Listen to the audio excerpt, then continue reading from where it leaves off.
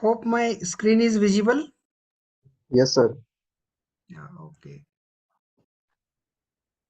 Yes, sir.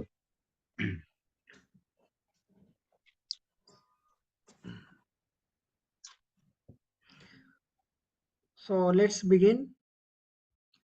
So today we are touching the base around the introduction to the remote sensing. I hope you have attended few of the classes already. So I hope students from PGCJ and PGDJ both batches are here. So in today's session, we will cover the principles of remote sensing, then interaction of electromagnetic radiation with the various earth features as well as atmosphere. Similarly, towards the end, we'll also see the spectral properties and how it impact on the remote sensing data interpretation, identification of the feature, and its analysis.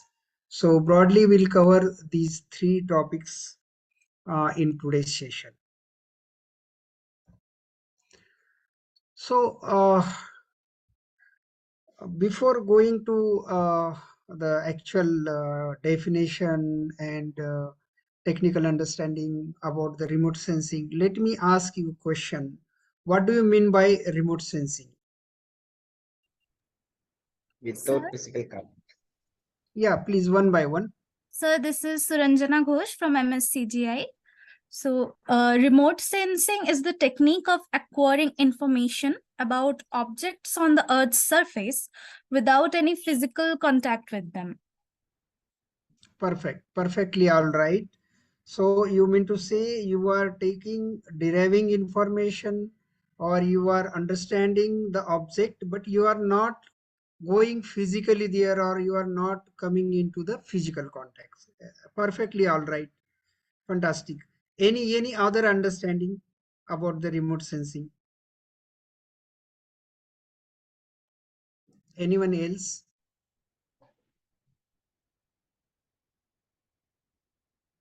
Yes, sir. It is something we collect information without doing any physical contact about any data. Right. Right. Any further addition on top of this?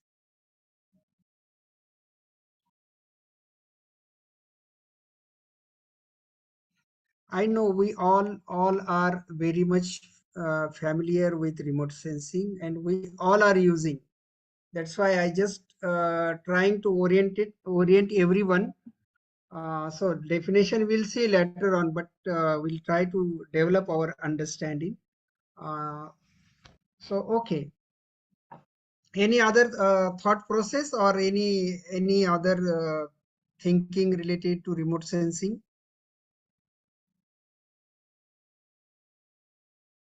Fine. So that means one thing is clear in this room, that we are studying the object, but we are not touching, we are not coming into the physical contact of the object. Okay.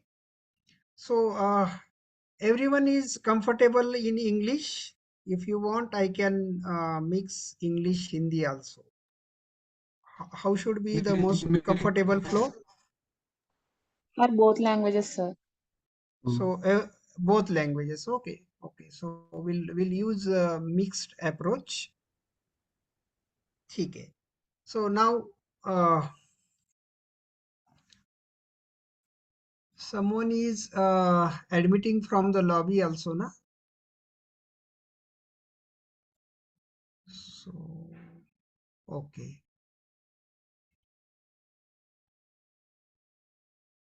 Admit all.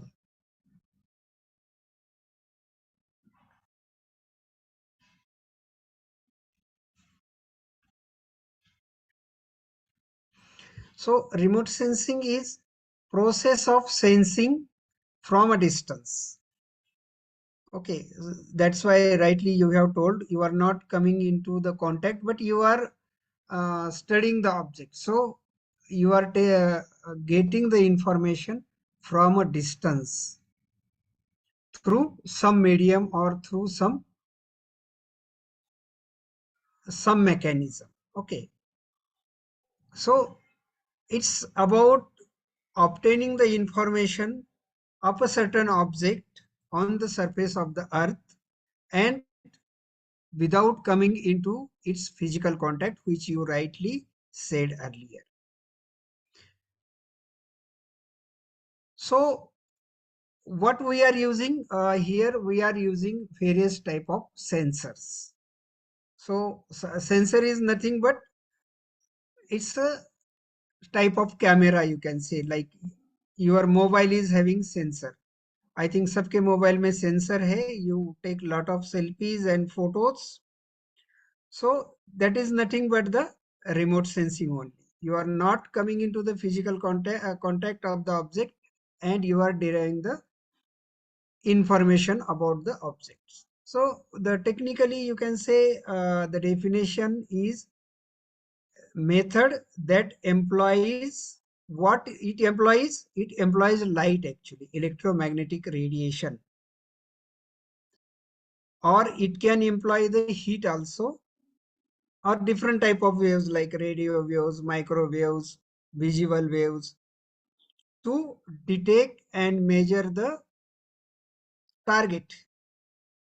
Okay, so who is coming into the physical contact? Light, heat, or some medium that is coming into the physical contact of object, and you are sensing it, you are recording it through the various type of sensors. That sensor can be your camera, that sensor can be your scanner, or the sensor can be radiometer also.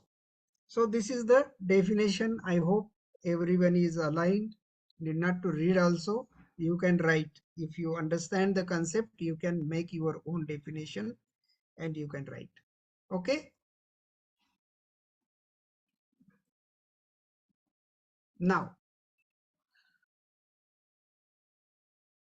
what are the advantages and what are the limitations of the remote sensing?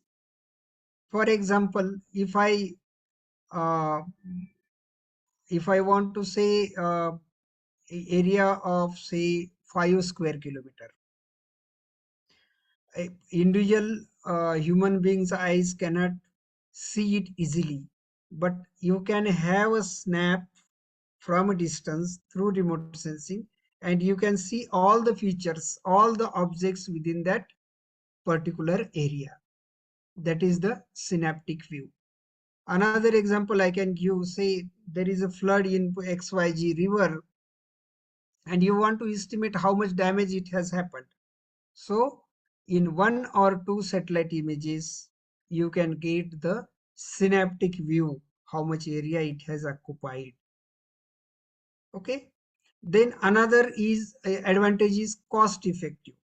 So how it is cost effective? Someone can argue here in the room that, oh, we are launching the satellites, it required computers, then high-end softwares to interpret the data and all. So how it is a cost effective? But dear learners, this is one time investment, no doubt, for any technology we are doing. But if you see the practical utility, you can map features in a district, feature in a state, in a very effective and timely manner. For example, if I ask one of you that uh, I want to map the all trees in one of the district, all trees. So practically, if you keep remote sensing aside, and if you want to trees in a district, it is very Herculean task. You cannot go to each tree and map it. But if you have the remote sensing data in your hand, and if you put into the software, and if you run simple algorithm like NDVI, etc., so you can get the total count of the trees in a very short time. So that is the cost effectiveness. Then another advantage is, we have limitation. We can see only certain wavelengths through our eyes. But remote sensing, we are going to dig down this in a much deeper way. So remote sensing is having very vast electromagnetic radiations, or you can say various bands, which human eye cannot see, but our sensors can detect. So it is having added advantage that it can see behind our eyes, behind human eyes. Another thing, you cannot reach at each and every place. You cannot reach in the middle of the Atlantic Ocean. You cannot reach in the deep forest. You cannot reach somewhere where there is no access, there is no road. But through remote sensing, you can get the information of these inaccessible areas also. Another thing is, you are, while collecting the information through remote sensing, we are not destroying anything, we are not disturbing anything, so we can get the information without making any disturbance. One more important advantage is, like, today we are in 2023 and I want to see something on the ground, say maybe in 1995.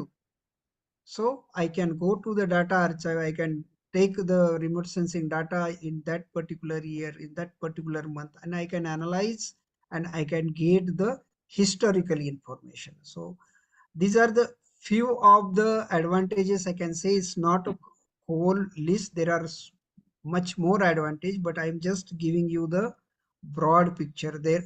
These advantages are specific to each area. For example, mining, forest, agriculture, oceanography.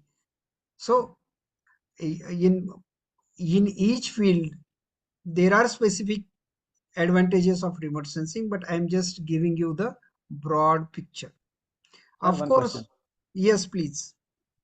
Sir, actually, it has mentioned that provides historical data. Suppose in the 1995 we don't have any satellite to acquire the data from Earth surface, then how we can get the historical data?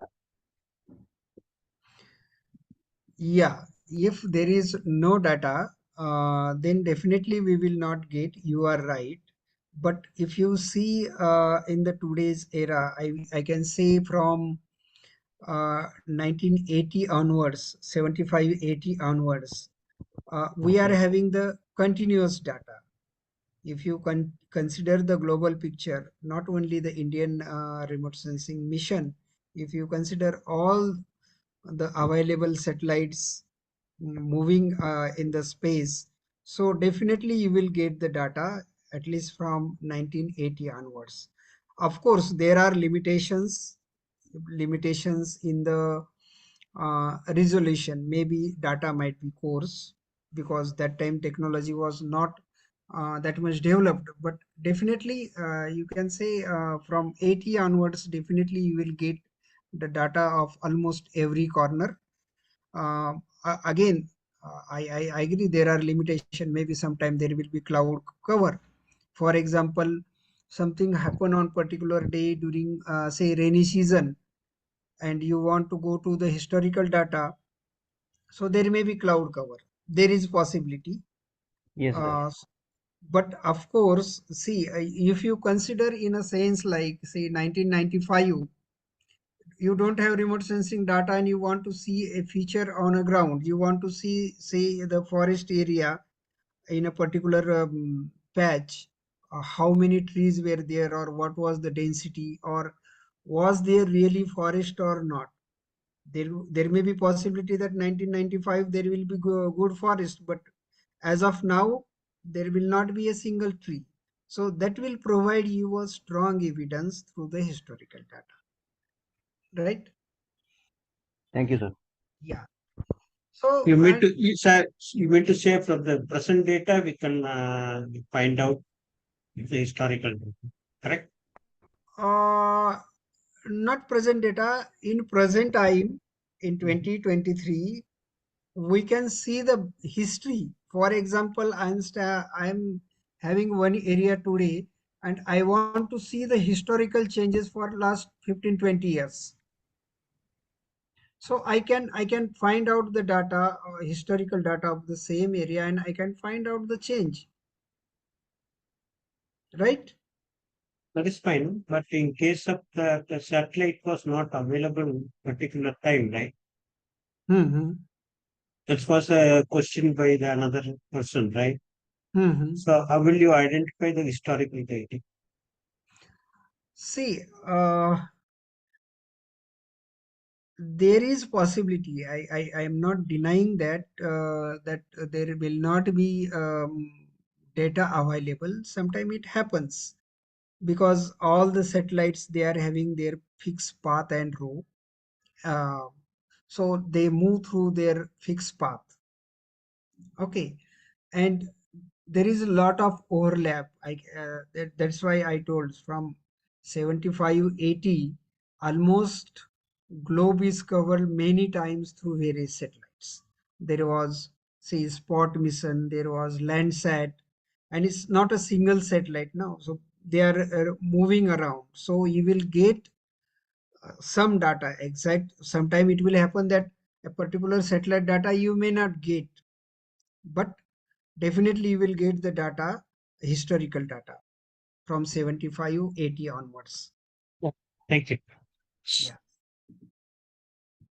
And of course there are some limitations sometime, the because of the cloud cover, or maybe because of some errors in the equipment. So these are the advantages of remote sensing. So one portion which I noticed in your syllabus is some of the history about the remote sensing, like global history as well as the Indian history of remote sensing. So I will not go in much deeper because we have to cover important stuff ahead. So I will, but little I will touch little milestones very quickly, and then we'll move on to the next portion. Admit, okay. So during 80s, you might have studied that Herschel discovered infrared. So in the history of remote sensing, say during 80s or 18th century or something around that time, it was not focused like these are the separate subject, or this is the specialized field remote sensing, but the development across all the science disciplines, it was going on, like in physics, in mathematics, in sensor technologies, cameras, it was going on with various aims or with specific aims, but at the same time, simultaneously, the remote sensing was slowly emerging during that time. So slowly, the perception of color has come up from, say, monochrome to the multichrome or color photographies and all. They are coming up. So, and the photography was developing slowly. The people were generating interest in the photographies during the 1800. So then the photographies through a distance. Just a second.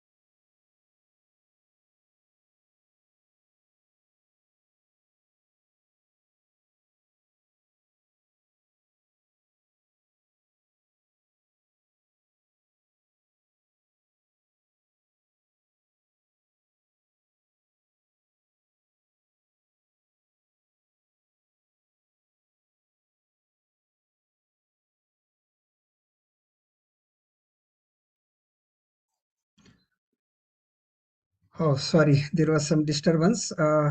Yeah. So we were talking about the photography, and during that time, the interest was developing in around the photography. People were using like uh, birds to capture the photograph, trained birds to capture the photograph from a distance, pigeons and all. So they used to put the camera, and the bird used to fly and capture the photo. Then the balloons came. Then the photographers were putting the balloons, cameras on the balloons, and photographies were taken.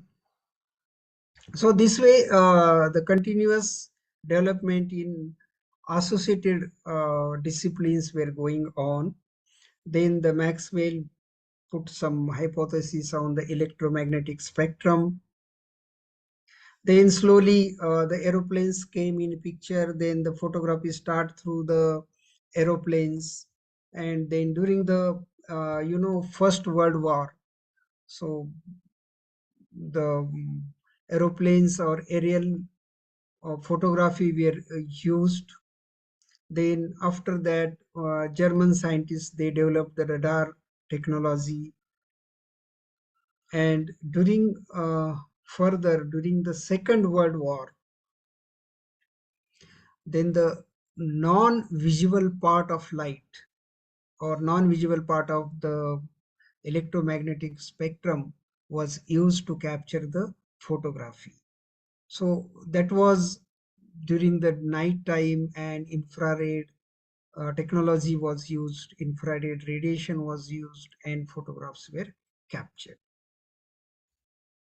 And after that, then after these initial developments, maybe around up to around 60, and after that, uh, admit, yeah, then the launch of the satellites started, series of the lands, starting from the trials, then the Landsat series, then the Spot series, Landsat 1, 2, 3, 4, up to Landsat 8. Then the Spot series started. So then the slowly development in the uh, higher resolution started. Then slowly radar sat, hyperspectral. So these things came into the picture, and during the 90s, it was, I can say, at full swing. Uh, we have many satellites, not only from the India, but at least from the 4 or 5 countries, lot of satellite missions, and many satellites, they were in the space. Right now also there are many good satellites with very high repeatability, with a high resolution. They are orbiting in the space. For example, Sentinel-2, Sentinel-1, Sentinel-3, all these satellites, they are in the space. Even you can get data in a very short intervals, 5 days and 10 days all. So these are the development of satellite, a launch, development in the sensor, development in the data acquisition. So overall, the field, the remote sensing, it's not a very old discipline. It's a very young, and it has developed very fast. Now, after this global history, now I will just touch some part of the Indian milestones.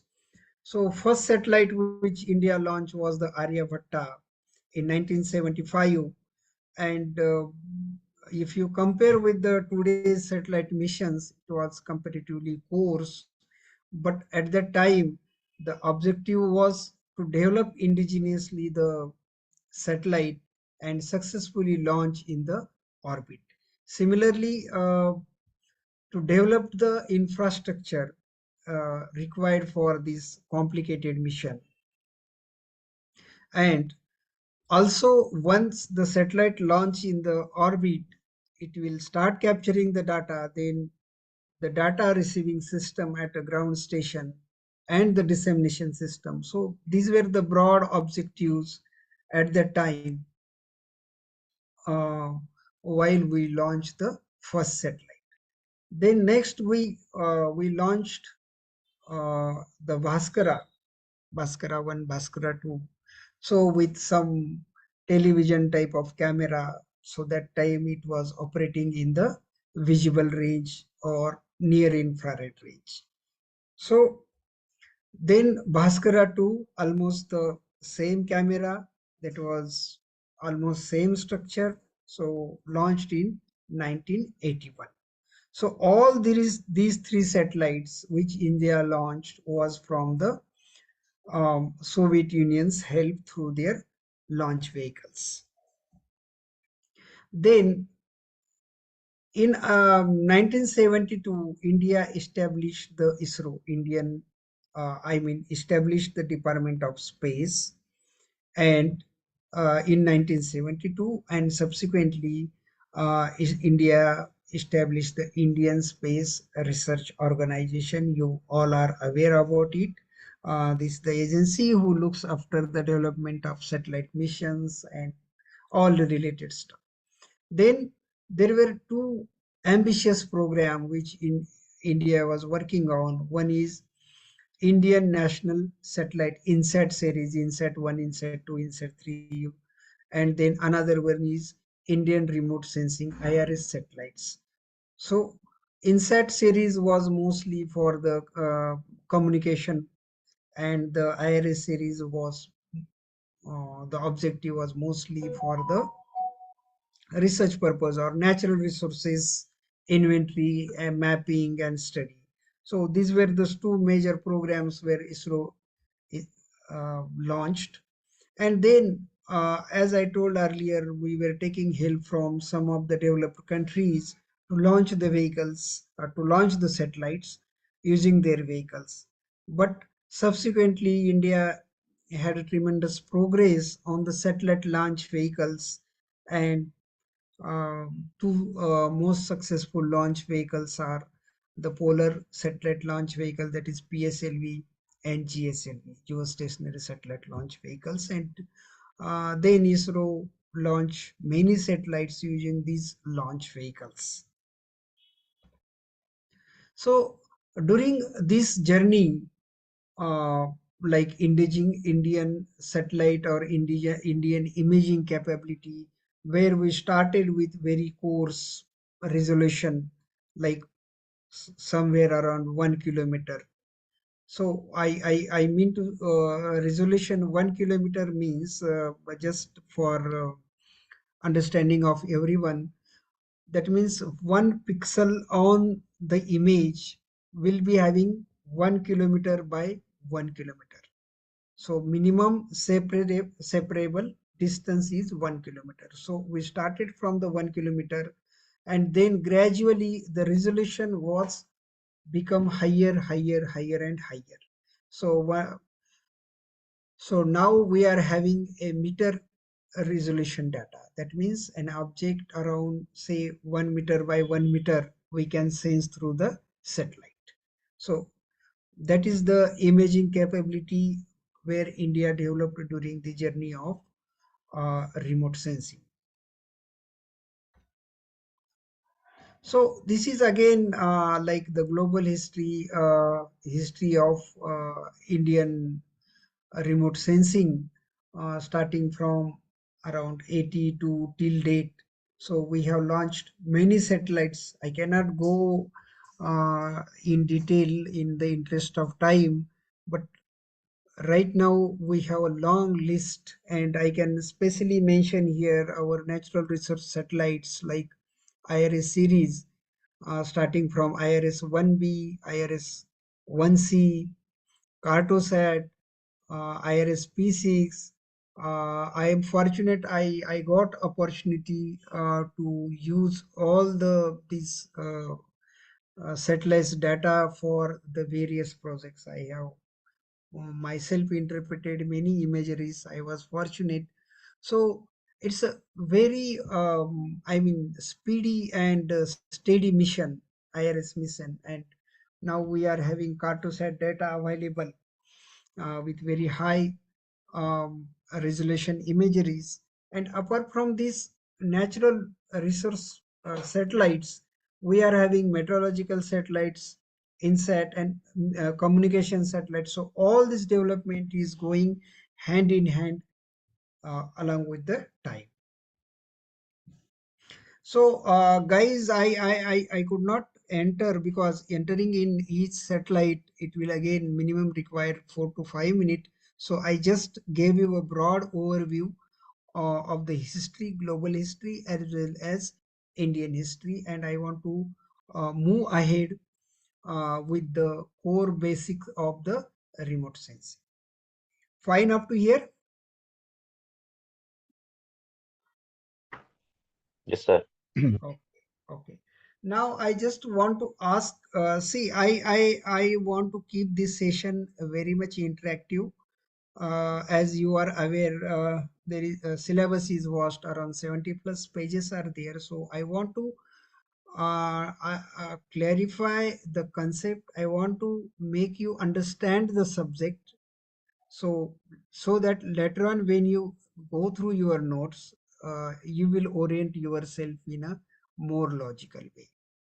So coming back to the presentation, so what do you mean by electromagnetic radiation? What is your understanding?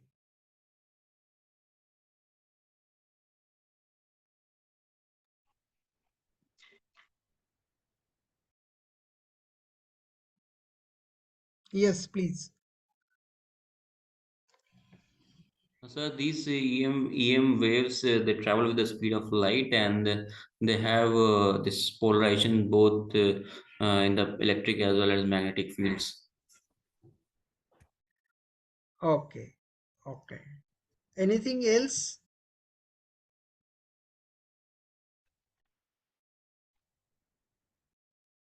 So electromagnetic radiation, simply it is energy by means Mhm. of wavelength. Okay. Okay, Praveen, good. Any other understanding?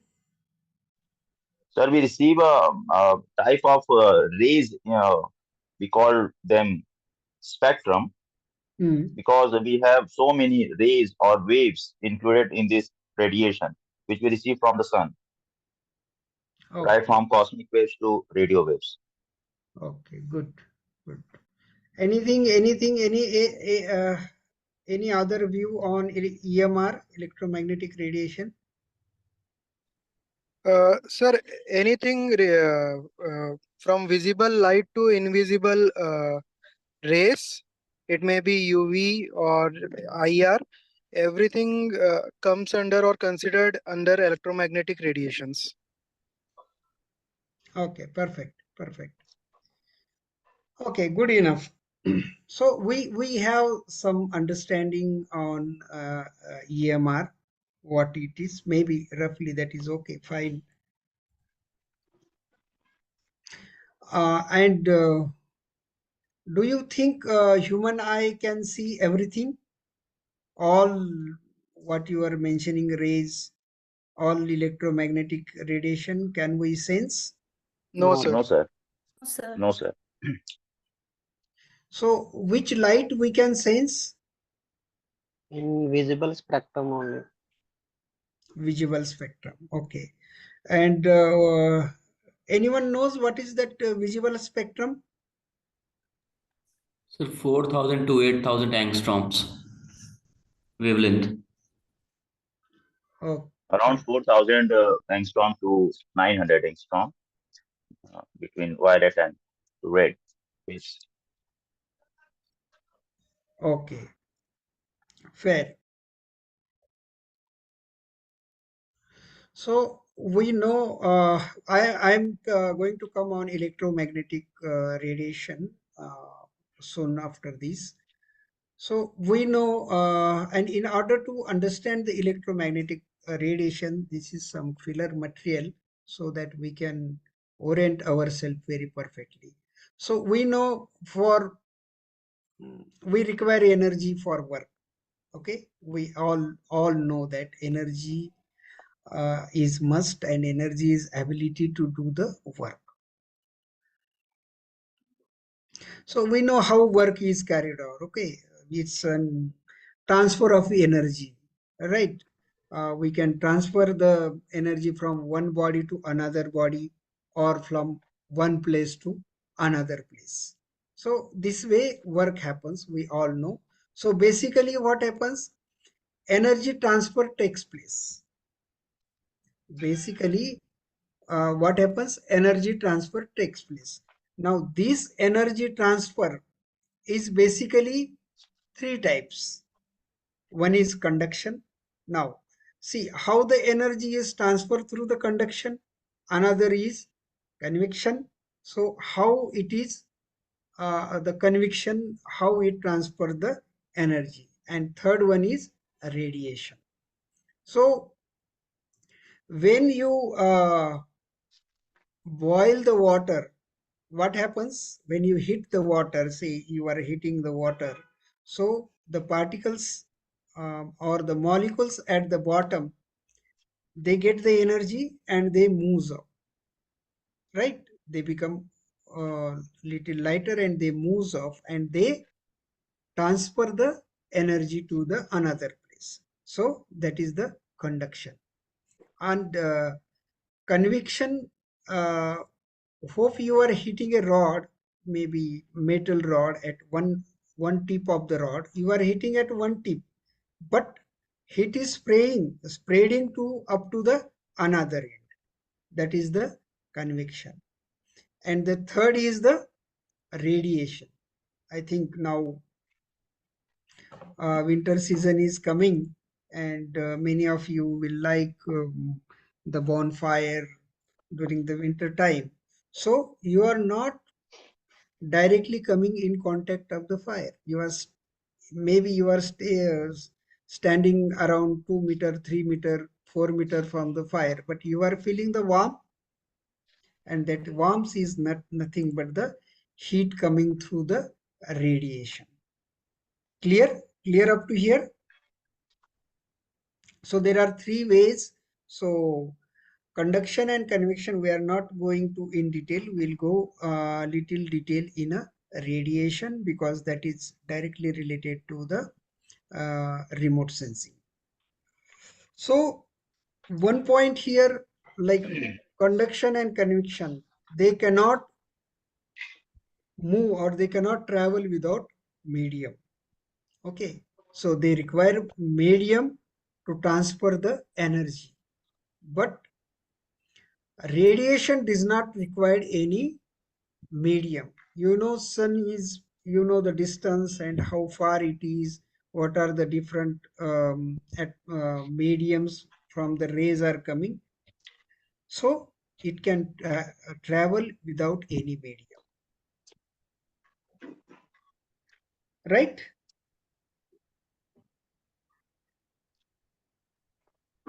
So this radiation, now this radiation is coming from where?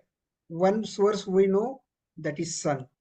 So that radiates this energy and that energy is coming up to the ground. But ideally anything which is having temperature about absolute zero, that can radiate the energy, that can radiate the electromagnetic radiation. Okay. I hope some of you might be identify this fellow. Who is this? Newton. Isaac Newton. Exactly. I was wondering that why you are not responding. Yeah. So now the electromagnetic radiation, because in order to understand this electromagnetic radiation, we have to go into the few of the laws related to it and few of the models so that we can understand the electromagnetic radiation. The first one is a particle model, and this was given by the Sir Isaac Newton around 1704. So what he proposed during that time, that light behaves like a stream. Stream means a continuous flow. Light behaves like a stream and it moves in a straight line. This was the theory he given. Another thing he proposed that time, that light can be reflected, it can come back, and light can travel through the vacuum. Then another scientist, Maxwell, uh, just second, just second.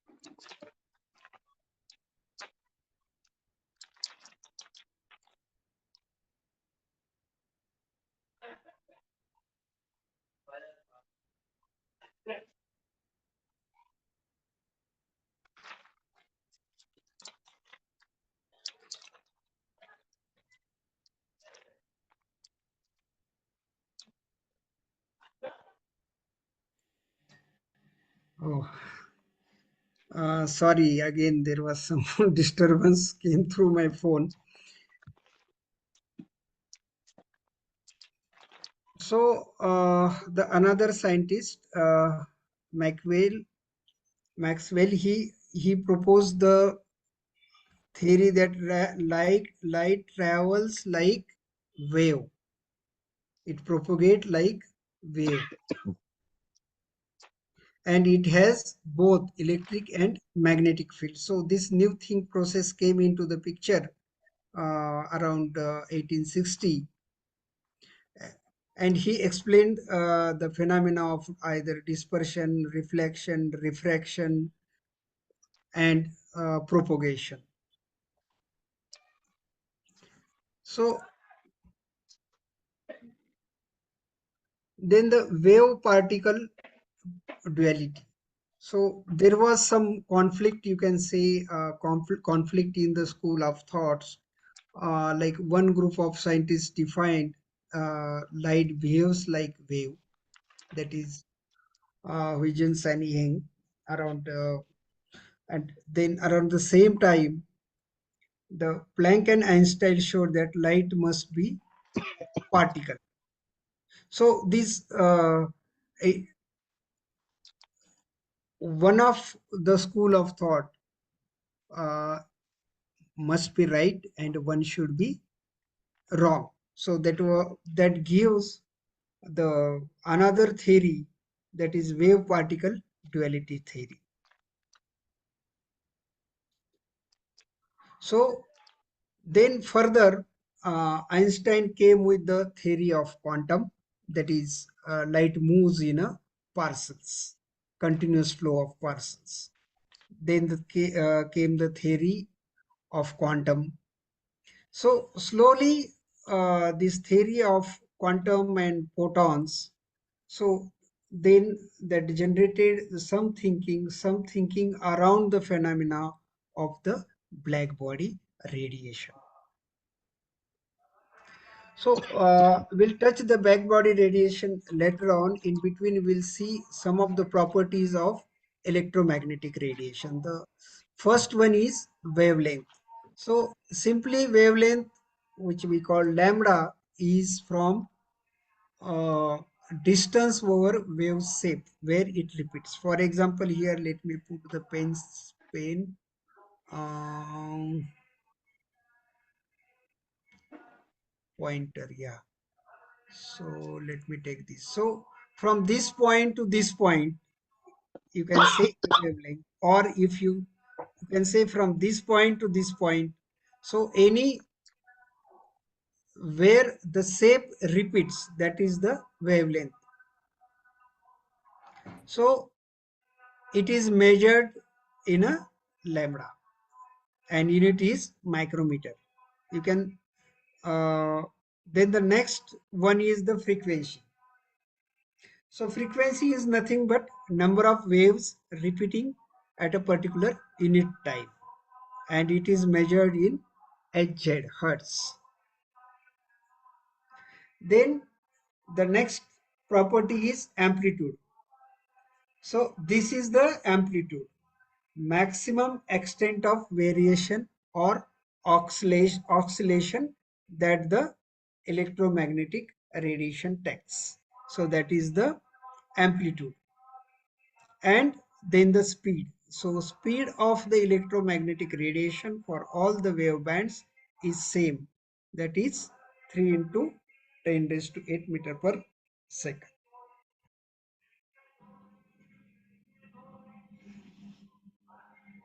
So one more important property is that electromagnetic in the electromagnetic radiation, electric and magnetic fields, they are always perpendicular to the direction of travel, right? So there is also the concept of you can say shorter wavelength and longer wavelength. So shorter the wavelength, higher is the energy. Like which we'll see which are the shorter wavelength and which are the longer wavelength. So shorter the wavelength, higher will be the energy.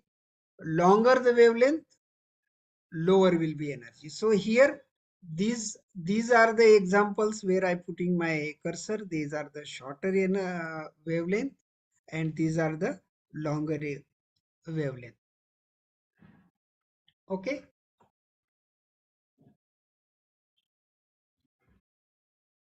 Now, I am coming to the initial discussion where we have discussed the electromagnetic spectrum. So what is that spectrum? It's a long spectrum which is having radiations, or which is having simply light of a various wavelength. Like if I start from the broader end, or the where the energy level is lower, I can have the radio waves. We all are very much familiar with the radio waves, that in our practical sense, our each radios, they capture the waves which are coming from the radio station. We are aware that are the radio waves. They are very long waves,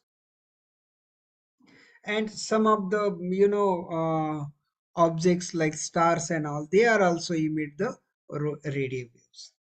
Another is microwaves. We all are using the microwave ovens for the cooking. So there we are using the microwave.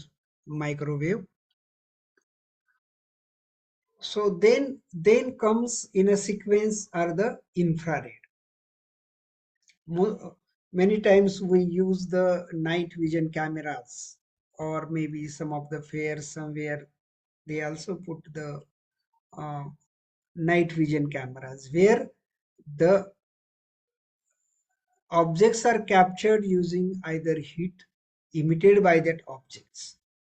So infrared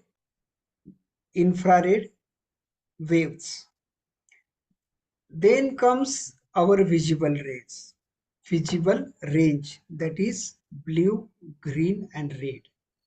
So in between violet, or you can say yellow. So the visible range which only we can see, and the examples are many stars, they emit, even the fireflies, light bulbs, they all are emitting the visible range. Then in the sequence, there will be ultraviolet rays. Mostly the sun emits the ultraviolet rays, where we get the tanning on our skin. Then the X-rays. Most of the medical practitioners, especially dentists, they get the X-rays. They use the X-rays for uh, study the human body. And then the gamma rays.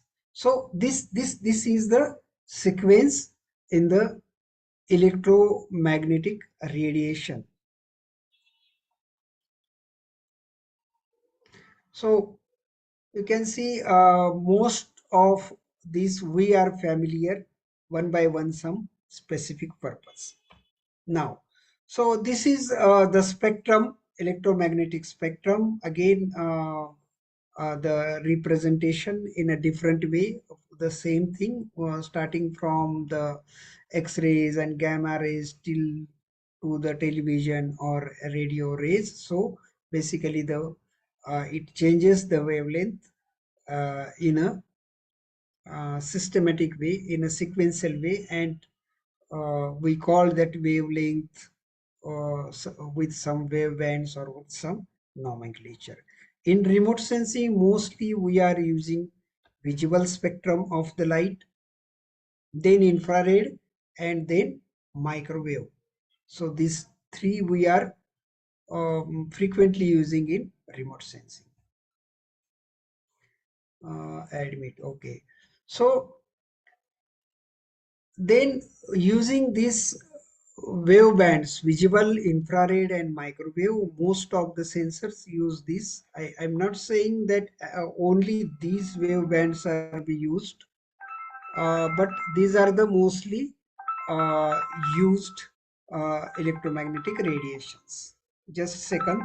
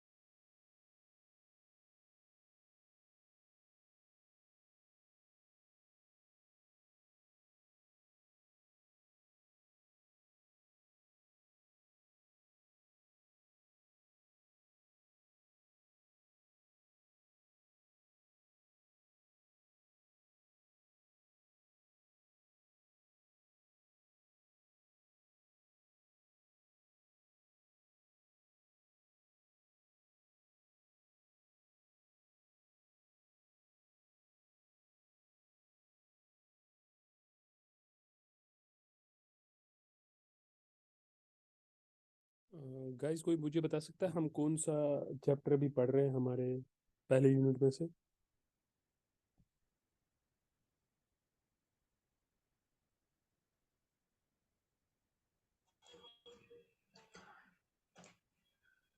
Yeah, sorry again, some disturbance. So I just what I was saying, maybe you will listen sometimes C band, S band, L band, or MM band. Okay, so these bands, they are nothing but either particular wavelength or particular frequency. So generally, in shorter electromagnetic spectrum, generally we use wavelength to define it, but at longer, generally they use frequency. It's not hard and fast, but it's a, I mean, general practice. Like radio guys, they are always, they will take like this much hertz, megahertz, something like that. And for shorter, this one we use either nanometer or we use the wavelength to define, and for longer we use a frequency to define. So so these are the abbreviations. I am not going there, but these bands you will come across frequently, that it is which band, like microwave, it's C band, it's L band. So that is nothing but the either referring to particular frequency. I mean, it is considering that particular wavelength or that particular frequency to capture the radiation. So that is the meaning.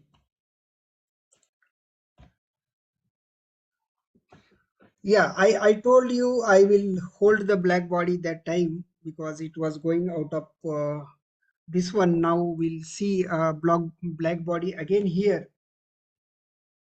So whole remote sensing, the base of remote sensing is electromagnetic radiation. So we need to understand some of the laws so that we can understand remote sensing uh, in a proper way. So electromagnetic radiation interaction is quite different or complicated with each object. So it's not behaving similar with every object. So it depends on the property, also property of the object on the earth, as well as property of that portion of the electromagnetic radiation. So it depends on both. So we should have laws to segregate or to understand the behavior of the electromagnetic radiation. So now black body, as I told earlier, that the material, all the materials that emit the radiation above the absolute zero. So all the materials, they can emit the radiation above the absolute zero temperature. So black body, I just want to mention here, there will not be any ideal black body in the nature. It cannot be. So what ideal black body will do?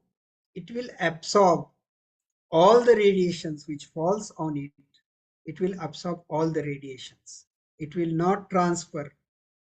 So everything what is coming on it, it will absorb everything. So that will be the perfectly black body which absorb 100% radiation.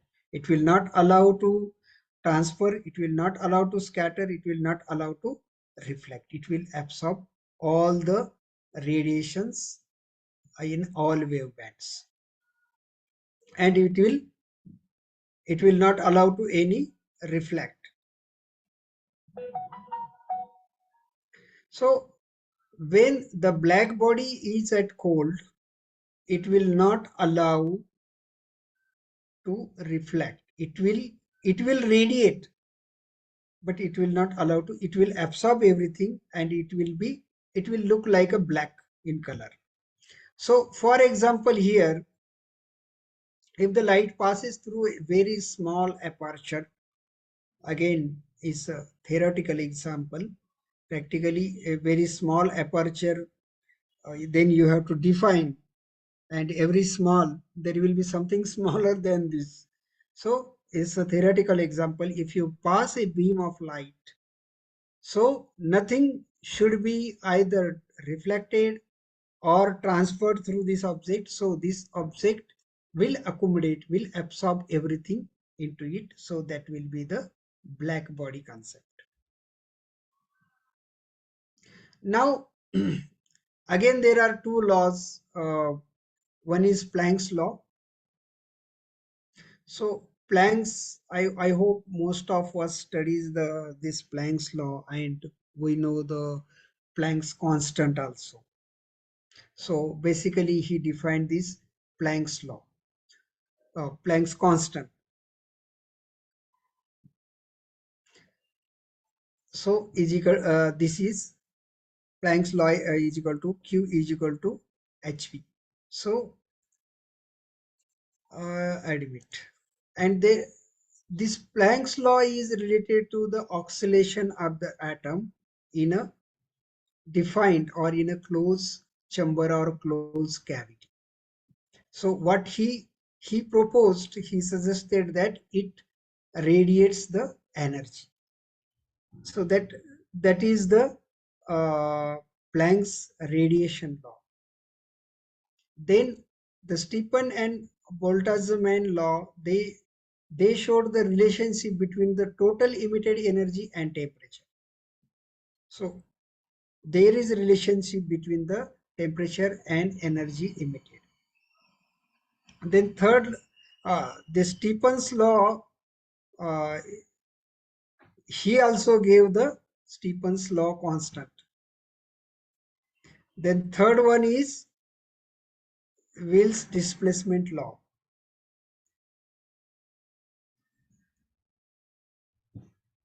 So what he showed relationship between the wavelength and radiation.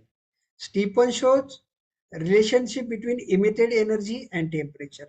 So all these laws in general, they are relating the one property with another property of the electromagnetic radiation itself to understand the electromagnetic radiation and its behavior in a better way. Okay, so now again, these are some of the utilities of the various laws to understand the electromagnetic radiation in a better way. So what you are seeing on the screen,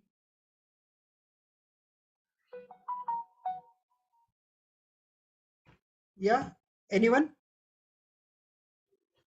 Yeah, it's a glass and a pencil, right? Now, are you with me? Yes, sir. Yeah, Yes, sir. Yes, yeah. sir. Now, what you are seeing in the next picture? Refraction. It's refraction. So, Yes, sir. right, you are perfectly all right. So, this is one medium, and I mean, empty glass is one medium, is air medium, and another is a Water medium. water medium. So, what you see is the refraction of the light, and we are very much uh, acquainted with the refraction of the light since our childhood. Yes, sir. The light bends away from the normal. Yeah. So it deviates. So why the refraction happens? Anyone can uh, put some Because, sir, light on this? light is traveling from the rarer medium into the denser medium. Hmm. And that's the reason why it bends towards the normal. And because of that, we see the tilted image of the pencil. Okay. So basically the medium has changed, right? Yes, sir. You mean to say light to dense, or okay, I will put in a very generalized way. So medium has changed, that created the change in image, the feel like change in image, and that change in image is because of the tilting. You are saying tilting, Yes, sir. right? Yeah. Yes, sir. So why this happens when uh, the medium is changing, or something in the path, in the way of the electromagnetic radiation? Actually, what happens, some obstacle came in between the electromagnetic radiation, right? For example, here in this case, the radiation is passing through this air medium here, and suddenly water came in between. That is the obstacle. And when this obstacle came in between the electromagnetic radiation, what it will do, the electromagnetic radiation will hit on the this medium, this obstacle. So when it hit on this surface of the water, what happens? Some of the electromagnetic, some portion, or some of the waves, or some portion within some of the waves, that will reflect back, or that will scatter. So it will move in all direction. So that portion of electromagnetic radiation is moving in all the direction, like specular reflections. So that's why we can see the clear cut um, uh, difference, like imagine one medium and imagine another medium. Okay. So this is the again the similar example with prism. I hope most of we did the experiment on prism passing the light, and you can say blue. See here, blue is more uh, refracting than the red. So based on, again, it's based on the property of that particular electromagnetic wave radiation, it will change. For example, here also, okay, all are refracting, but blue is refracting more compared to red. So that will give different perception to the user or to the interpreter, right? So I hope you all will agree. This is what? This is a sky, right? And why sky is blue? We know the answer. Yes, sir, because of the atmosphere. Because of the Atmosphere we have. Because light travels from the vacuum into the atmosphere, and atmosphere is denser because of the gases available. And because of that principle of refraction and reflection, the overall color we see is blue. no, but why Sir, it cannot be red? Sir, because blue light because is scattered more than the more than other colors. Perfect. Then why blue is scattering more? Why not red? Because the blue light generally travels in shorter or smaller waves.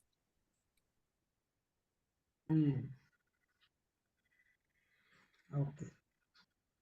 Blue is around 4 or 400 nanometer. That means you mean to say it's a comparatively shorter. So shorter is more energetic and more being a shorter, it can easily interact with the particles, air particles also, and it's more prone to the again reflected back or refracted or scattering. So that's why it's not only blue light that goes back or that refracts. Even other portion of light also refracts, but the portion of blue light is comparatively very high because of its property of being a shorter in wavelength compared to rest of the light. Okay, and it's again I am repeating, it's not only the blue light that reflects, it's green and red also, and not green and red, it's X-rays also, gamma rays also, infrared also, microwave also, radar also. So everything can refract. Okay, but the longer waves, because they are long in the wavelength, so they have more penetrating capacity compared to the shorter one. So that's why we look the green sky. That is the reason, because blue light scattering is more. That's why we can get the feel of blue sky.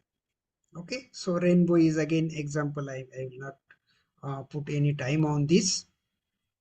So basically the scattering is very important property for the remote sensing. See, and most of the light which we see, like we are sitting in a room, lights are off, still there will be light. We can see at least objects in a room where this light is coming. We have roof on the top, we have walls on the side, so that light is coming through the phenomena something like scattering, right?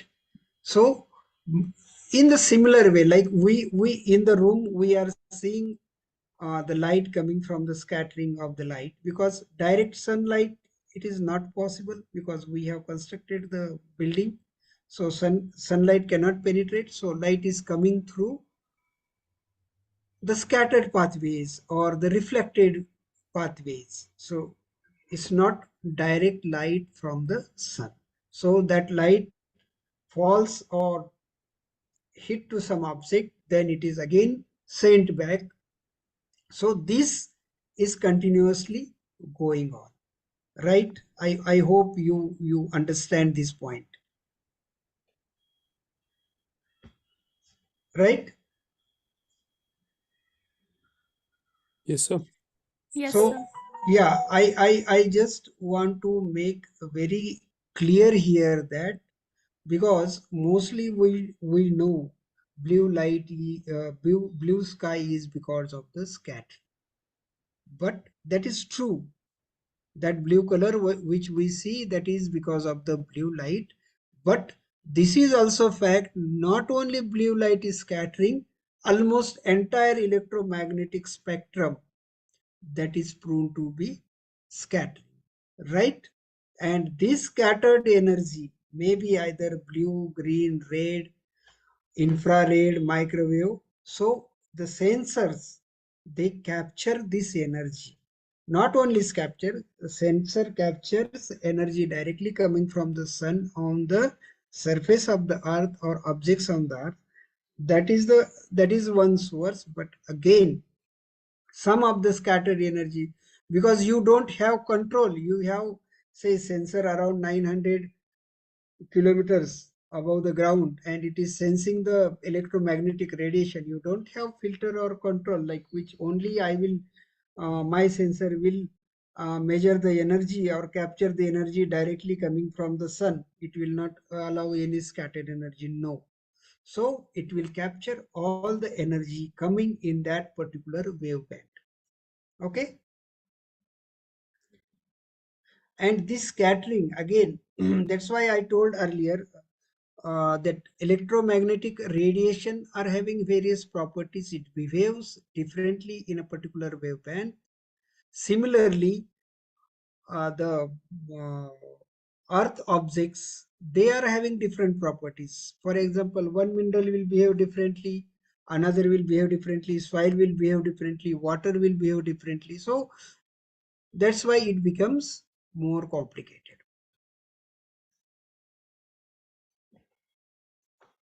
So this scattering is again little complex phenomena because it depends on the shape, size, refraction index, and this type of parameters. Okay. Let me admit. So broadly, there are two types of scattering happening. One is selective and another is non-selective scattering. So the selective scattering is wavelength dependent and non-selective scattering is wavelength independent. Okay. So in selective, there are again categories: mild scattering and Rayleigh scattering. So one is dependent on wave. So wave dependent means it will behave, it will be having a typical behavior for a typical wavelength. But for example, if some wavelength behaves with a particular object typically, so maybe it will scatter in a way like uh, parallel to I mean perpendicular to the angle of incident the reflected light. But in non-selective it will be specular, right? So now one more question to you. Anyone can answer. What is your favorite color? Blue. Red. Blue. Okay. Okay. Any color, blue comes first. Okay. So why you look the blue color? I mean, I can argue with you. Technically, it's not blue. How that color looks blue to you? What is the I mean technical phenomena or scientific reason behind that, so that your eyes can perceive it's blue? Why? Because that wavelength gets Combination of red reflected. and green. Actually, sir, if the color appears blue, that means the wavelength of the blue color gets reflected more than rest of the colors. Perfectly, Correct? perfectly, and that is our basis of discussion here. Thank you, sir. Very good answer to this question. Thank Sometimes, you. if you read pages together, it will not help us to understand the concept. Sometimes a simple interaction, simple one sentence also helps us a lot. So Thank you very much, sir. rightly you said, you see the blue color because it is coming back more. Your eye is a sensor and brain is a processor. It's just like a remote sensing data only. The blue light is coming more to your eyes and it is processed and you are getting perception of a blue color. So okay, consider here, okay, blue is coming back. I mean, we assume that there is some incidence, some source of the energy or electromagnetic radiation, or simply say light. So say blue, green and red, these colors are, these lights are coming on your favorite color, on your favorite object, all three radiations, but you are seeing only blue color, but practically all three are there. So you are saying that, okay, I am getting blue color because blue is coming back. Coming back means it is reflected more. Blue is reflected more. That's why you are getting blue color. So anyway, that is fair enough. But what happened to other two then? Where are they? Any idea? Red and green, where are they? More Any, absorption. huh? Can you repeat? I could not. Yeah, more absorption is less reflectance. Okay, they more absorption. Okay, they will they absorb more. Fine, but what happened to them then? Because every object cannot be black body, na? If it is a black body, then fine. Then what happened to red and green? Blue, we know it is coming back. What about these two? Absorb means what? Maybe What happened? It's a energy. It yeah, energy.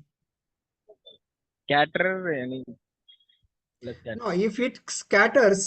if it scatters, then you will get rainbow type of the thing. No, you will get color. I mean, then Yeah. it cannot be blue. It will be mix of green, blue, and red. Something different color.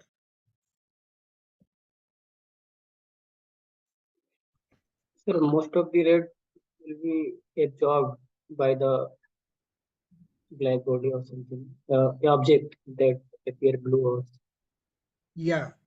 No, but I mean to say these two radiations, we know one blue came back maybe 80%, 90%, whatever percentage it reflected back. Okay. So what then these two they are absorbed in the body object. So what happened? it If depend upon anything, wavelength, sir. huh? It depend upon wavelength of the that color radiations, red, blue. Yeah, it's only two. It's a green and red. Blue is came back. So what happened? Just think. You know the answer. Think in a right way. Sir wavelength effect की वजह से होता है, क्योंकि short wavelength होती है blue की, तो वो ज्यादा कंफर्ट होती है in comparison to other colour like green, red and etcetera. No, now we are talking about what happened to red and green. Blue is coming back, but what red and blue are doing, green are doing. But they are also scattered, but in very less extent, maybe. No, but okay, very less extent. They definitely they will scatter, but say Cancel out each 20% other's radiation. No. 20% they came back, 80% they are there. They absorb by the bodies that object, red and green. You remember the initial slide around work, right?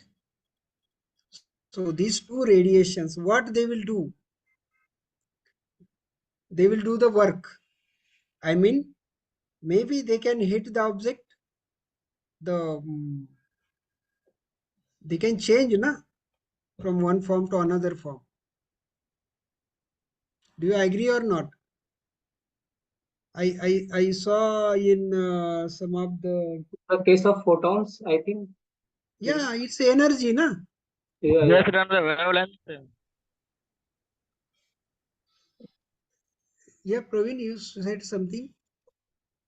When hit that color that higher energy level to low energy level to higher energy level. Oh, red is higher wavelength. The Yeah, I mean to say, uh, it is photon, it is energy. Okay, as we initially see the property, it's energy. Electromagnetic radiation is energy. Have you heard about chemotherapy? Yes, sir. Yeah, what it is doing? Yeah, have you one more? I just want to put a very relevant example. I don't know, not all, but some of you might be heard or seen somewhere that there are operations, I mean human operations, surgeries, which they are doing through the light. Are you aware about this? Radiations. Huh? In the Are you cancer aware? radiation. Yeah, cancer is very common. In cancer is very common, but in other problems also, LASIK there. surgery. Huh? Laser LASIK surgery. Laser surgery is one of many guys they are doing for the eyes also. So what I just want to make a point here that electromagnetic radiation is also a energy, is nothing but energy only, right? So these two, red and green wavelengths, they are not coming back, but what they might be doing, they might be creating warmth or they might be creating heat. Yes. Right?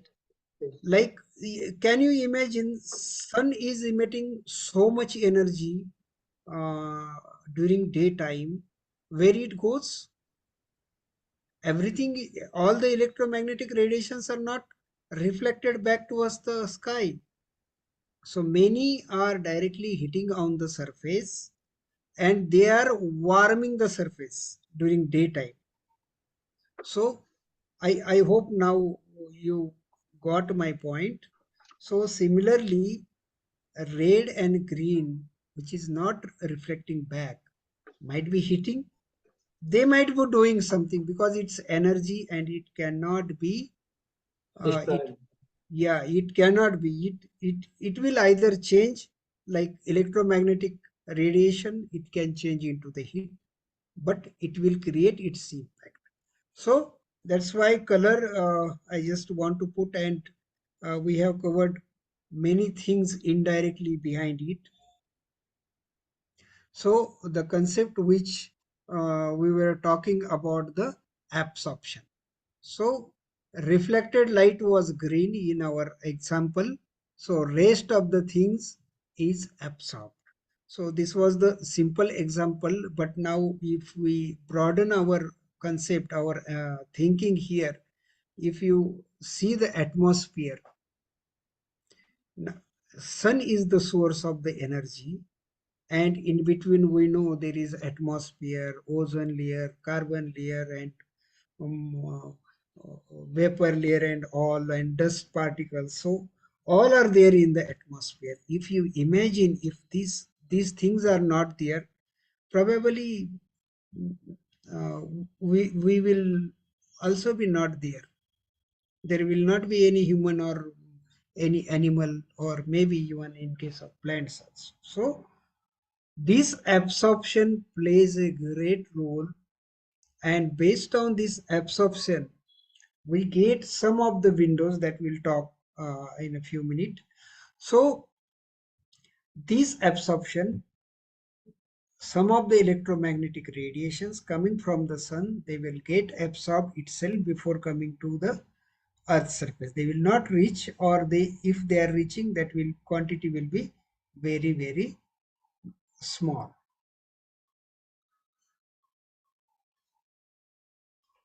So in remote sensing, absorption is very important. So it's a simple uh, absorb radiation divided by the incident radiation. I mean, कितना light आया, कितना absorb हुआ, कितना वापस गया. That is the simple relationship, right? So this is what we were talking about. So these are the atmospheric windows. So not all radiations comes to the earth. So only these are the atmospheric windows from where electromagnetic radiation comes to the earth. And that's why in remote sensing we are using only selected bands. We can use only selected bands because light, sun is the source, passive source of the electromagnetic radiation, and it has to pass through the atmosphere, and whatever is passing through this atmospheric window, that is the portion available for the sensor to capture the energy, right? So these are the various windows in a different in visible, infrared, thermal, or microwave. So these only the electromagnetic radiations that is available for the sensors to capture. So we call this as a atmospheric windows. Now coming briefly to the earth and energy interaction. Okay, so and we in fact we were discussing this earth and energy interaction since last 10 minutes. So whatever energy coming from the sun, we have seen that there will be scattering and there will be some loss of the energy. So in no case, say for example, I am taking example, the 100 unit energy is emitted by sun in a unit time. Okay, so that 100 units will not exactly reach to the ground, that we all now align to it. Some will go in the scattering, and there are some definitely bound to happen some losses, and then some part of the energy will reach on the earth's surface.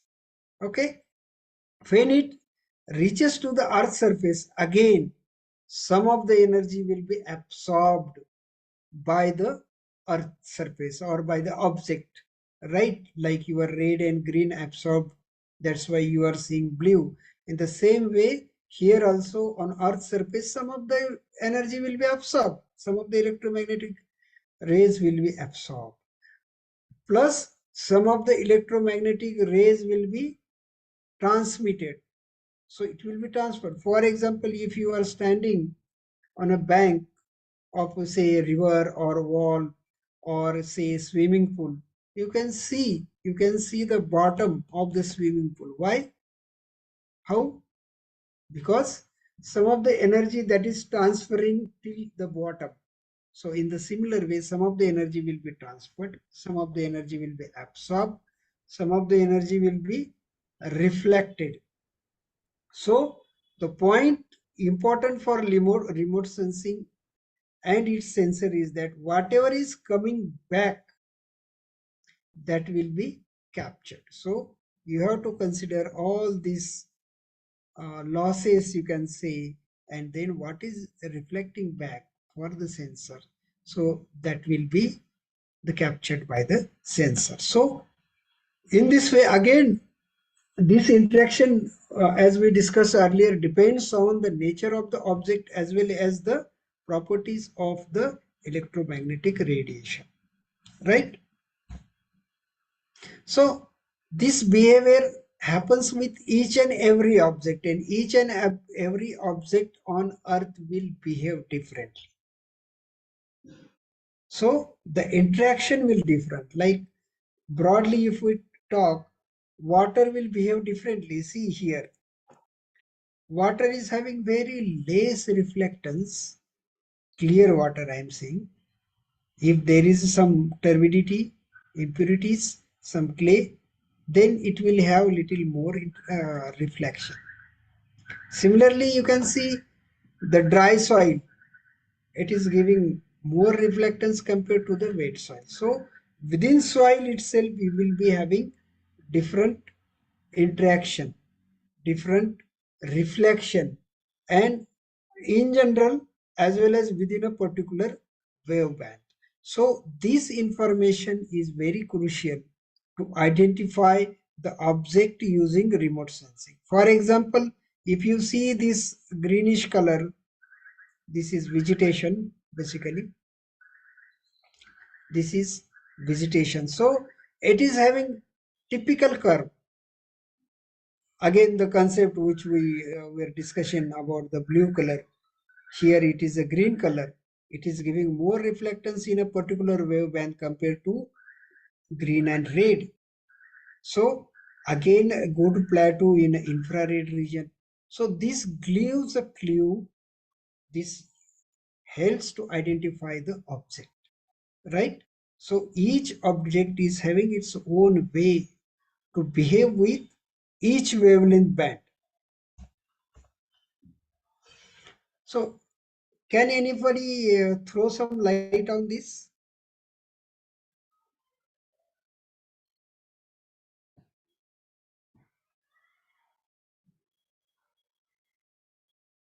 Anyone?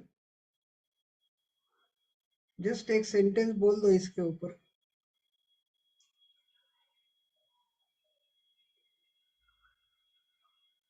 बोलते हैं ना breaking the ice. तो एक sentence बोल दो so that I can start. Sir, there is a contrast within the signatures between the Contrast within the signatures you are saying. sir. Yeah. Sir, all the signatures are unique to the person. Okay, perfect. So you are right. So this Osman, Rudraksh, or whatever names written here, like they are having their unique signature, right? If you ask me to sign today, I will sign. My signature will same. After 1 year, my signature will same.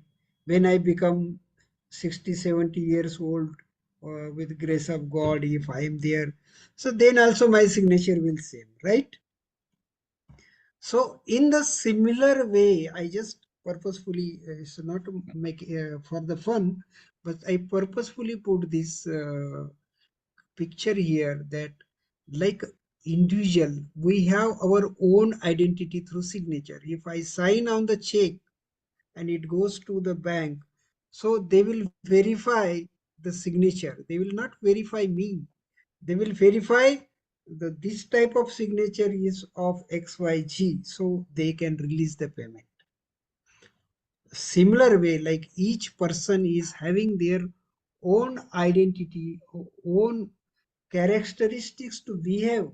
Like if behavior of signing will be the same for number of times for me or for anyone, his signature will be unique. In the same way, electromagnetic radiation when interacts with the object, so that object, it is having its unique signature. Or we can say, sir, it's an intrinsic characteristic, very particular and peculiar with the particular person. Yeah. With a particular color or a wavelength. Yeah. So for each wavelength, a particular object will behave exactly similar until and unless, say, its properties are not changing. So it behaves similarly, and this is the one of the main crux used in a remote sensing for data interpretation. So this is the main basic. For example, if you see this blue and red and gray color image, okay, we know through the spectral signature of the water, this blue color, we know very well this signature is of water. This reddish signature is from vegetation. We know this. This grayish is from habitation or bare soil. We know it. So, like us, we have unique signature. Each object on the earth is having its unique signature. It behaves typically within that particular wave band. So, by making the band combinations, by identifying the object in a particular band, like water will behave differently in a particular band, not vegetation, not soil. Soil will behave differently in different band. So these characteristics are used in a remote sensing data interpretation. To make little more palatable, you can see here within a leaf also you can identify various regions. Like in last slide we saw the plateau where I was mentioning this NIR region. So any NIR region, you are having suddenly very high reflectance. This plateau is coming means suddenly very high reflectance in near NIR region. Okay, within this wave band. Similarly, it is making some green peak here. Okay, and it is having the chlorophyll absorption bands around 4 and you can say 7. So these are the typical characteristics. Similarly, here you are having these are the water absorption bands. So you all put together, these are the signatures, nothing but the signature of the, you can say, leaf. If you get all these features in your image, this pattern, so what you will say, it's a leaf, it's green leaf, or you can say healthy, unhealthy, that also you can further classify. So the spectral signature of the vegetation, it will be having typical pattern. Similarly, you can identify whether the leaf is healthy or leaf is having some stress, unhealthy condition. So healthy leaf will be having different pattern, your unhealthy leaf will be having different pattern. So for example, if the leaf is stressed, it is having stress, it will give you lower reflectance in NIR region, right?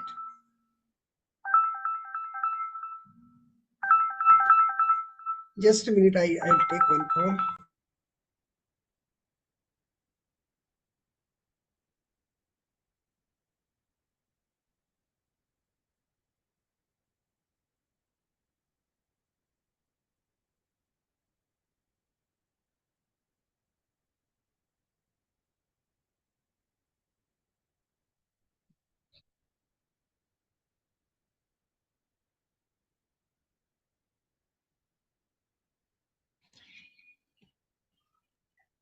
So the healthy leaf will behave differently.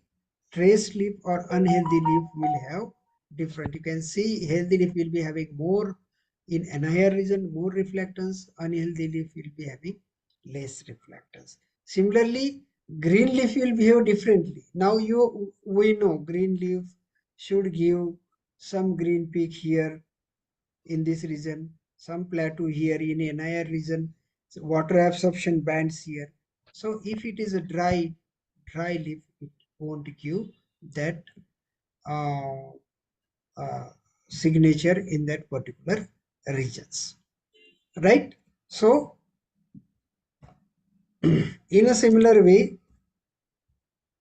now soil will also give you different clues or signatures.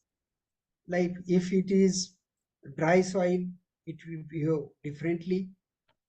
If it is moist soil, it will behave differently.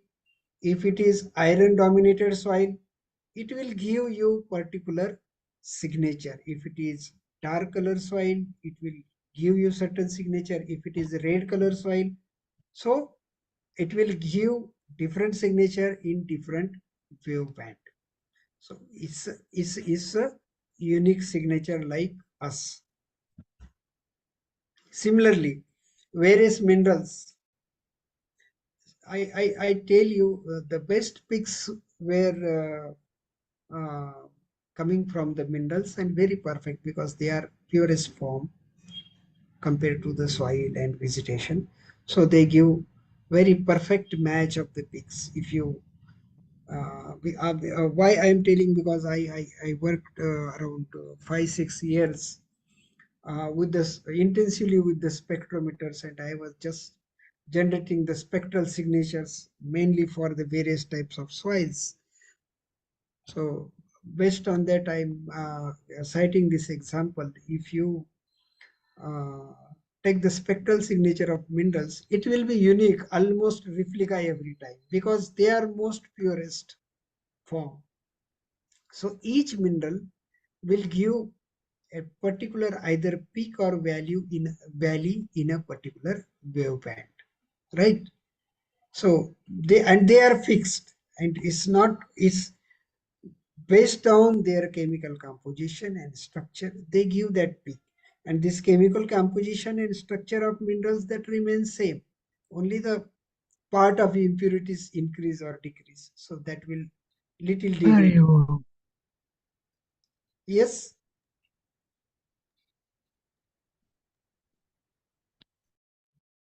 Okay, there was some disturbance. Okay, are you with me? Yes, sir. Yeah. Yes, sir. Any doubt, Yes, sir. any Thank you, sir. question? Thank you very much, sir. It was a nice session. Sir please second last slide एक बार और समझाना sir. This one? Yes, sir. Yeah. See, like we saw a difference in the vegetation, how they behave, like pigments, moisture content, even the structure of leaf. We where is that one? Ha. So these are the features based on which we get either peak, this is peak, and this is valley, right? So, and this is typical of the vegetation. Similar way for mineral. See, for example, any mineral, if you take any mineral here, they have a typical composition. So, and that typical composition, this is just nothing but the anions, cations, or molecules. They come together and make a structure of a mineral. So each mineral, they give a typical signature, like Sir, this goethite. Sir, is it feasible to say that the minerals reflect maximum amount of the energy and absorb very least of it?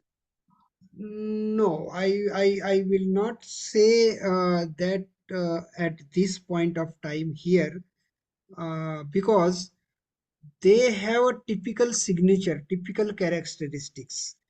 That may be the maximum reflectance. For example, what you are saying in this case of the quartz, it is giving maximum reflectance, and almost you will not find much peak and valleys here, right?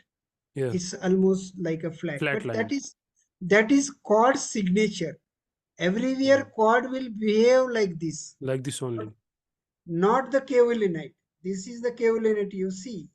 This is its signature. It behaves like this. It has to give the value around 1.4, another value around 2.2. That is Exactly, sir. his signature. But Very the peculiar. point, it can be very high reflectance or it can be very low reflectance. That will not justify its signature. So the pattern peak and valley and how it behaves, how much peak and how much valley, that defines its signature. In case of vegetation, if it is low, then it means that area is dry or something, drought. Correct? Exactly, and same thing is being used to verify the droughts, because government provides some compensation to the farmers, and the how much area the drought is there. For example, there is no rain, so simply you can just find out the greenness. Maybe you might be studying, I think there is a phenomena called NDVI, normal. This is just ratio of two bands, green and red. How about flooding and all? How will you identify the flooding? Yeah, it's very identifying flood is very. I mean, just you can say it's a peanut. It's very effective and very easy. See why I'm saying it's a peanut and very easy, because when there is a flood means what? Water. Water. Correct. Right. So I just take you back for one or two slides where it is. See here, Yeah, flood water is water. reflects. Yeah. So its reflectance will what? Almost More. very less, Yes, sir. Yeah, correct. maybe 4%, 5% if it is turbid or muddy. So that will give you dark, I mean, just like a black color on the image. So Yes, sir. very easily you can identify the flood. Flood. Similarly, you were asking about the is vegetation here dry or not.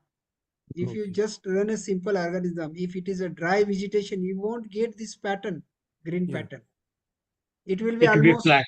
flat. Flat. Yes, Mhm. yes. It will be flat. So even if you don't have that much band, I mean wavelength, more wavelength, only BGR, blue, green, red is also sufficient to identify the vegetation. Just a minute, I have to put the charger on.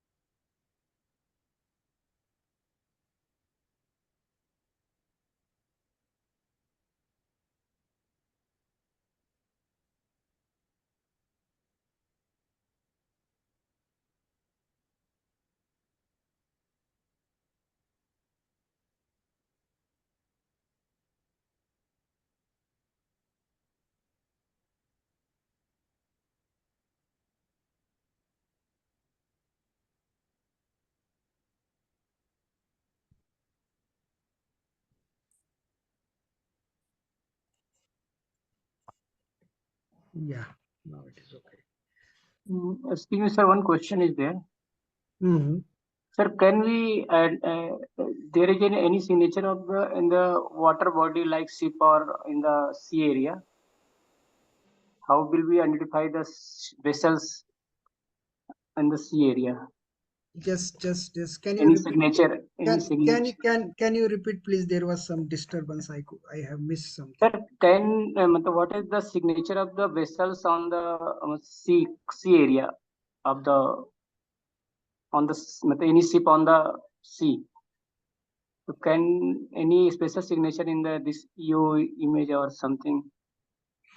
Yeah, I tell you, in the sea, basically, sea is a quite uniform object, right? Sir, It's water or maybe some weeds or something, but it's basically water, and it's very uniform. In case of the variability, almost you will get uniform signature in the sea. And in this uniform signature, if something odd comes, sea vessel or you are seeing ships and all, basically they are metals. sir. Okay, so they can be easily identified. I mean, they are just odd man out. If you run any algorithm, No, sir. Like this oil places, I think some other signature and vessel signature is other or something. Might be some other signatures.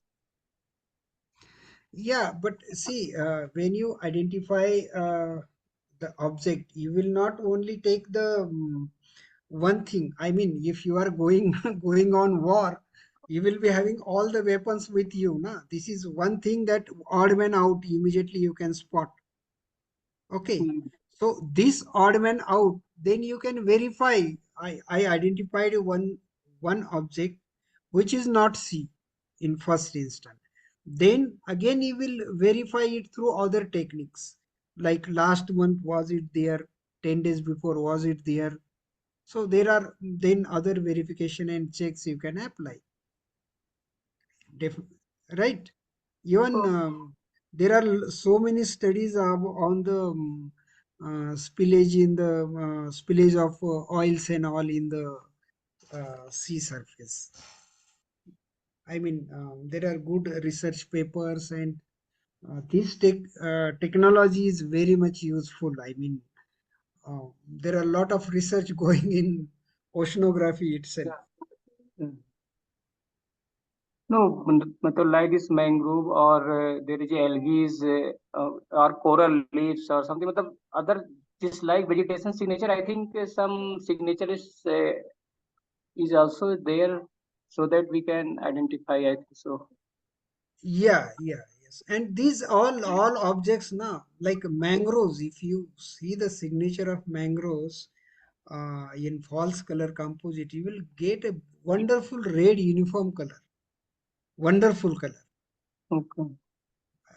Similarly, corals, they will give you different color, and deep sea, it will give you different color. So I mean, what I was saying, like interpreting an image of the sea area is, I think, more perfect and more interesting, because you have a lot of control on the variability. Suddenly something will not come. But in case of the land mass, if you are using land use land cover, so each farmer is having different land use land cover, there will be trees. I mean, there is lot of variability compared to the sea surface.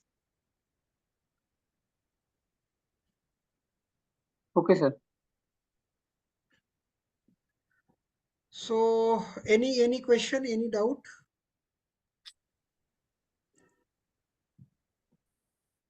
How many satellites do we have for the remote sensing in India? I think this is difficult question for me to answer this point of time, because we have many satellites. And I mean, you mean to say the active satellites in the orbit? Yes, sir. For land use, land cover, and all. No, actually, we have almost maybe, except two or three, all the satellite, I mean, through the IRS mission, almost all the satellites are there in orbit. Because I think Carto series, sir.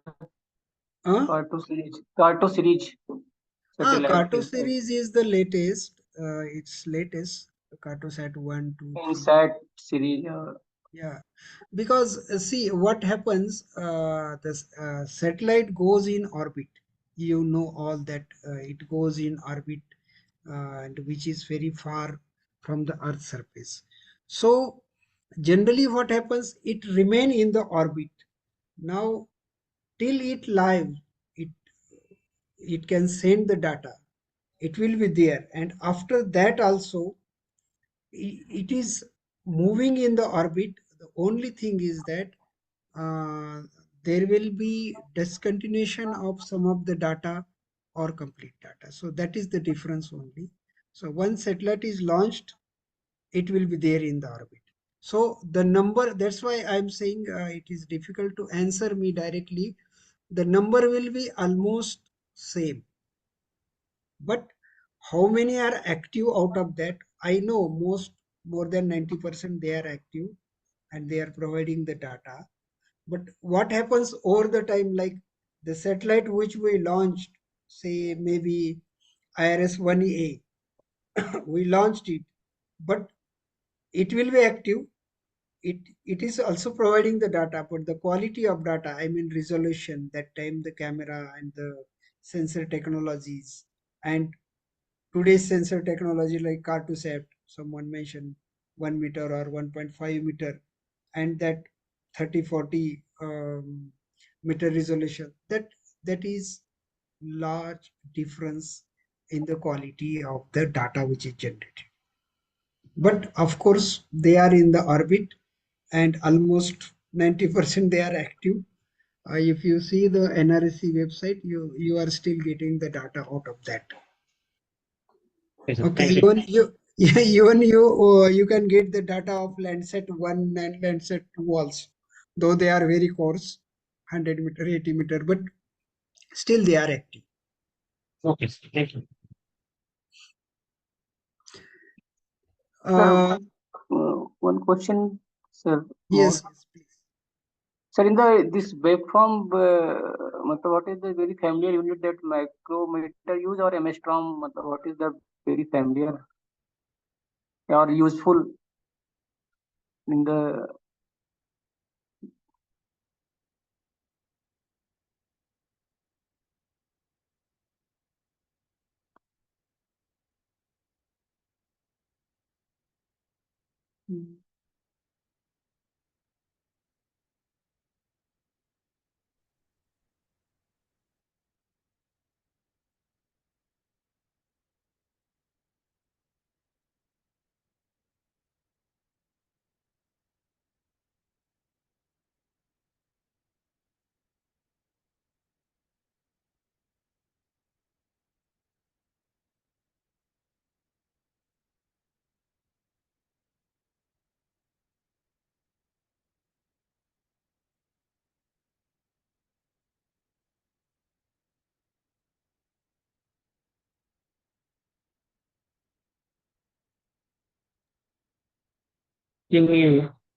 It got disconnected.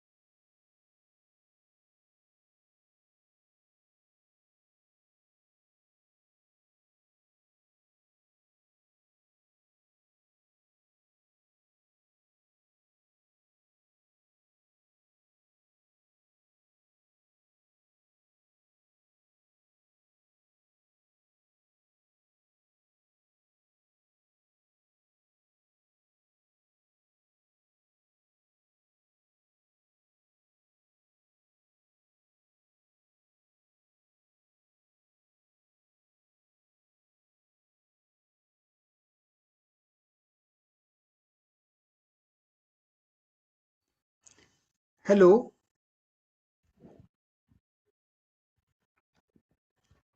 Hello. Yes, sir. Yeah. Unfortunately, actually, my system was disconnected because of the battery drain out. So I thought I have connected, but I have not switched on its power. So suddenly it got disconnected. Just I want to know everyone is here because I have to capture attendance also. yes, So sir. I can see total 78 participants. Okay. So yeah, we were discussing something.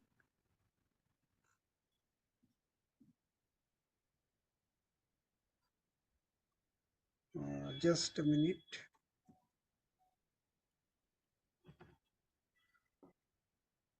Okay, now chat is available for me. Everyone has marked your attendance in the chat. This one. Yes, sir. Yes, sir. But I have disconnected and joined again. Let me check if it is. I think it should be there.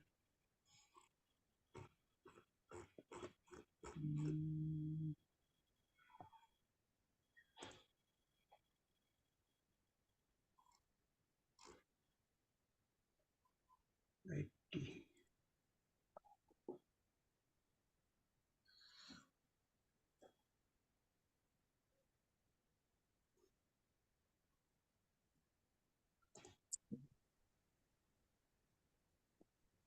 Just a moment. I have to capture the attendance first.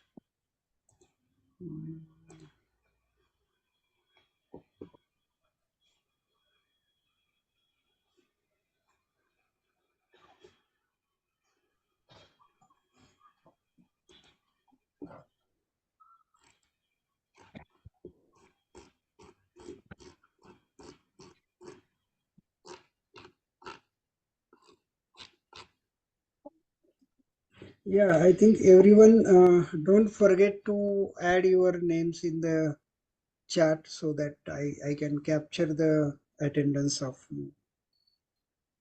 Right? Sure.